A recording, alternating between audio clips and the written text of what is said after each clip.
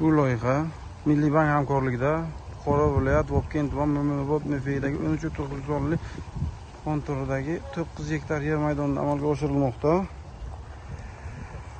Yerning uzunligi 450 metr bo'yiga, eniga 200 metrni tashkil qiladi. Yer to'liq sug'orilganligi sababli yerni o'rtasiga borish imkoniyati bo'lmadi. Bu yerdagi ekinlar zamonaviy usullar bilan parvarishlanmoqda. Hozirda ekin unib chiqish holatida, ekinlar yetishtirish uchun 90 kun vaqt talab etiladi. Yetishtirish jarayonida sug'oriladi, tabiiy va mineral o'g'itlar bilan oziqlantiriladi. Ushbu loyiha 38 ta dehqon xo'jaligiga biriktirilgan. Har bir dehqon xo'jaligi uchun o'rtacha 25 sotiq yer maydoni to'g'ri keladi.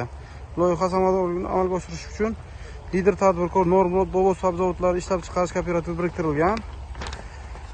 Ushbu loyiha bo'yicha har bir gektardan 18 tonna, jami 162 tonna hosil olish rejalashtirilgan. Mazkur hosil yig'ishtirib olingach, yana ikkinchi takror ekinga ham serdaromad ekin turi ekish rejalashtirilmoqda.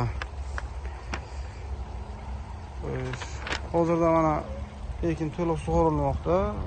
Mineral o'g'itlar bilan oziqlantirilgan. Ekin holati ko'rishingiz mumkin. Ekin holati